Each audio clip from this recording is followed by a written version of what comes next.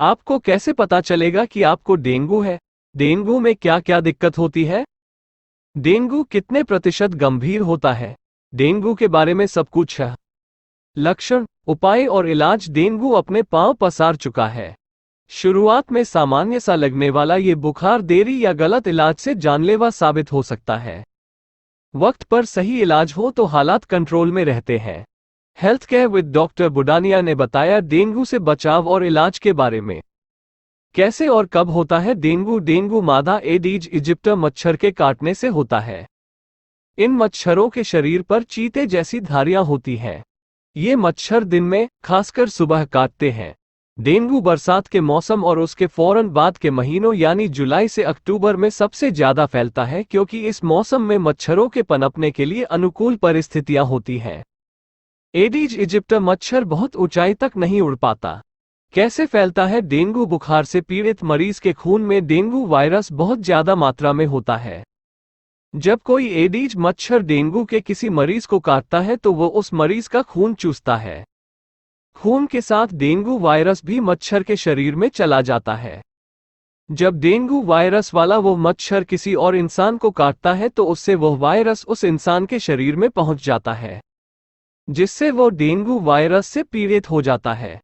कब दिखती है बीमारी? काटे जाने के करीब 3 से 5 दिनों के बाद मरीज में डेंगू बुखार के लक्षण दिखने लगते हैं। शरीर में बीमारी पनपने की मियाद 3 से 10 दिनों की भी हो सकती है। कितने तरह का होता है डेंगू? ये 3 तरह का होता है। 1. क्लासिकल साधारण डेंगू बुखार। 2. डेंगू हेमरेजिक बुखार DHF। 3. Dengue shock syndrome DSS। इन तीनों में से दूसरे और तीसरे तरह का डेंगू सबसे ज्यादा खतरनाक होता है।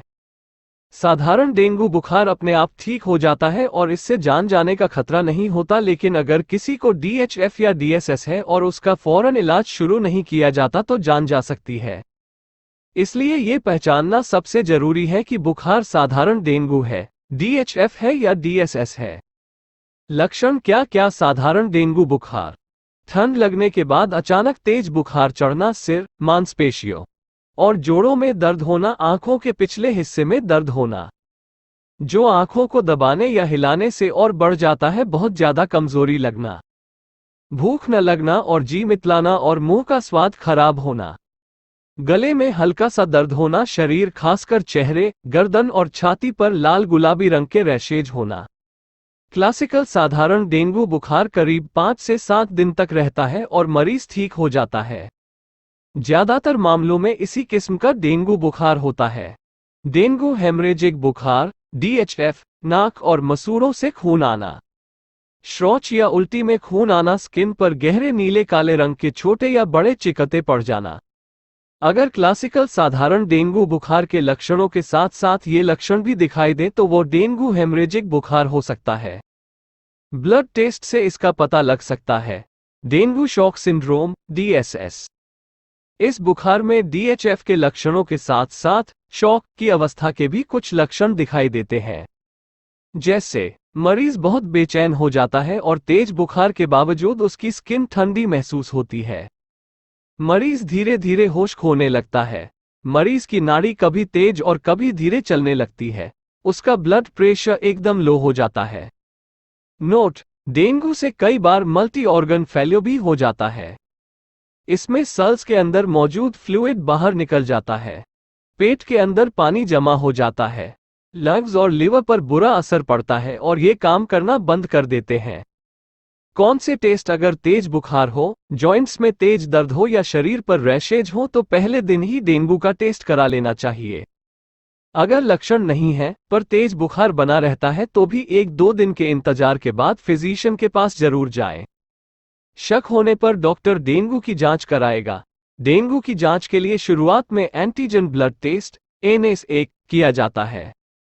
इस टेस्ट में डेंगू शुरू में ज्यादा पॉजिटिव आता है, जबकि बाद में धीरे धीरे पॉजिटिविटी कम होने लगती है। ये टेस्ट करीब 1000 से 1500 रुपये में होता है। अगर 3-4 दिन के बाद टेस्ट कराते हैं तो एंटीबॉडी टेस्ट डेंगू सीरोलॉजी कराना बेहतर है। इसके लिए 600 से 1500 रुपये लिए जाते हैं। डेंगू की जांच कराते हुए व्हाइट ब्लड सेल्स का टोटल काउंट और अलग अलग काउंट करा लेना चाहिए। इस टेस्ट में प्लेटलेट्स की संख्या पता चल जाती है। डेंगू के टेस्ट ज्यादातर सभी अस्पतालों और लैब्स में हो जाते हैं। टेस्ट की रिपोर्ट 24 घंटे में आ जाती है। अच्छी लैब्स तो 2-3 घंटे में भी रिपोर्ट दे देती हैं। ये टेस्ट खाली या भरे पेट कैसे भी कराए जा सकते हैं। प्लेटलेट्स की भूमिका आमतौर पर तंदुरुस्त आदमी के शरीर में 1.5 से 2 लाख प्लेटलेट्स होते हैं। प्लेटलेट्स बॉडी की ब्लीडिंग रोकने का काम करती है। अगर प्लेटलेट्स 1 लाख से कम हो जाए तो उसकी वजह डेंगू हो सकता है। हालांकि यह जरूरी नहीं है कि जिसे डेंगू हो उसकी प्लेटलेट्स नीचे ही जाएं। प्लेटलेट्स अगर 1 लाख से कम है तो मरीज को फौरन हॉस्पिटल में भर्ती कराना चाहिए। अगर प्लेटलेट्स गिरकर 20,000 तक या उससे नीचे पहुंच जाए तो प्लेटलेट्स चढ़ाने की जरूरत पड़ती है। 40 से 50,000 प्लेटलेट्स तक ब्लीडिंग नहीं होती। डेंगू का वायरस आमतौर पर प्लेटलेट्स कम कर देता है, जिससे बॉडी में ब्लीडिंग शुरू हो जाती है अगर प्लेटलेट्स तेजी से गिर रहे हैं। मसलन सुबह 1 लाख थे और दोपहर तक 50-60 हजार हो गए तो शाम तक गिरकर 20,000 पर पहुंच सकते हैं। ऐसे में डॉक्टर प्लेटलेट्स का इंतजाम करने लगते हैं ताकि जरूरत पड़ते ही मरीज को प्लेटलेट्स चढ़ाए जा सकें। प्लेटलेट्स निकालने में 3-4 घंटे लगते हैं। बच्चों में खतरा ज्यादा, बच्चों का इम्यून सिस्टम ज्यादा कमजोर होता है और वे खुले में ज्यादा रहते हैं, इसलिए उनके प्रति सचेत होने की ज्यादा जरूरत है। पेरेंट्स ध्यान दें कि बच्चे घर से बाहर पूरे कपड़े पहनकर जाएं। जहां खेलते हों वहां आसपास गंदा पानी न जमा हो। स्कूल प्रशासन इस बात का ध्यान रखे कि स्कूलों में मच्छर न पनप पाए। बहुत छोटे बच्चे खुलकर बीमारी के बारे में बता भी नहीं पाते, इसलिए अगर बच्चा बहुत ज्यादा रो रहा हो, लगातार सोए जा रहा हो, बेचैन हो, उसे तेज बुखार हो, शरीर पर रैशेज हो, उल्टी हो या इनमें से कोई भी लक्षण हो तो फौरन डॉक्टर को दिखाएं। बच्चों को डेंगू हो तो उन्हें अस्पताल में रखकर ही इलाज कराना चाहिए, क्योंकि बच्चों में प्लेटलेट्स जल्दी गिरते हैं और उनमें डिहाइड्रेशन, पानी की कमी भी जल्दी होता है।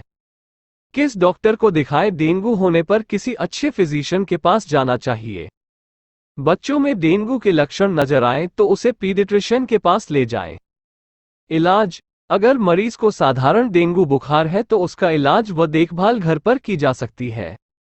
डॉक्टर की सलाह लेकर पैरासिटामोल, क्रोसिन आदि ले सकते हैं। एस्प्रिन, डिस्प्रिन आदि बिल्कुल न लें, इनसे प्लेटलेट्स कम हो सकते हैं। अगर बुखार 102 डिग्री फ़ारेनहाइट से ज्यादा है तो मरीज के शरीर पर पानी की पट्टियां रखें।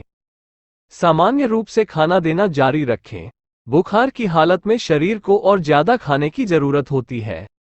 मरीज को आराम करने दें। मरीज में DSS या DHF का एक भी लक्षण दिखाई दे तो उसे जल्दी से जल्दी डॉक्टर के पास ले जाएं। DSS और DHF बुखार में प्लेटलेट्स कम हो जाती हैं, जिससे शरीर के जरूरी हिस्से प्रभावित हो सकते हैं। डेंगू बुखार के हर मरीज को प्लेटलेट्स चढ़ाने की जरूरत नहीं होती। सिर्फ डेंगू हेमरेजिक और डेंगू शॉक सिंड्रोम बुखार में ही जरूरत पड़ने पर प्लेटलेट्स चढ़ाई जाती है। अगर सही समय पर इलाज शुरू कर दिया जाए तो DSS और DHF का पूरा इलाज मुमकिन है। एलोपैथी इसकी दवाई लक्षण देखकर और प्लेटलेट्स का ब्लड टेस्ट कराने के बाद ही दी जाती है, लेकिन किसी भी तरह के डेंगू में मरीज के शरीर में पानी की कमी नहीं आने देनी चाहिए। उसे खूब पानी और बाकी तरल पदार्थ, नींबू पानी, छाछ, नारियल पानी आदि पिलाए ताकि ब्लड गाढ़ा ना हो और जमे नहीं। साथ ही मरीज को पूरा आराम करना चाहिए। आराम भी डेंगू की दवा ही है। डेंगू से कैसे बचें? डेंगू से बचने के 2 ही उपाय हैं।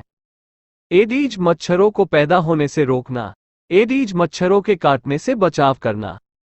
ध्यान दें, इन दिनों बुखार होने पर सिर्फ पैरासिटामोल, क्रोसिन, कैलपोल आदि लें। एस्प्रिन, डिस्प्रिन, इकोस्प्रिन या एनोल्जेसिक, ब्रूफिन, कॉम्बिफ्लेम आदि बिल्कुल न लें, क्योंकि अगर डेंगू है तो एस्प्रिन या ब्रूफिन आदि लेने से प्लेटलेट्स कम हो सकती हैं और शरीर से ब्लीडिंग शुरू हो सकती है। कई बार चौथे 5वें दिन बुखार कम होता है तो लगता है कि मरीज ठीक हो रहा है, जबकि ऐसे में अक्सर प्लेटलेट्स गिरने लगते हैं। बुखार कम होने के बाद भी 1-2 दिन में एक बार प्लेटलेट्स काउंट टेस्ट जरूर कराएं। 20 का फॉर्मूला। डेंगू में कुछ एक्सपर्ट 20 के फॉर्मूला की बात करते हैं। अगर धड़कन यानी पल्स रेट 20 बढ़ जाए, ऊपर का ब्लड प्रेशर 20 कम हो जाए, ऊपर और नीचे के ब्लड प्रेशर का फर्क 20 से कम हो जाए, प्लेटलेट्स 20,000 से कम रह जाएं, शरीर के 1 इंच एरिया में 20 से ज्यादा दाने पड़ जाएं। इस तरह का कोई भी लक्षण नजर आए तो मरीज को अस्पताल में जरूर भर्ती कर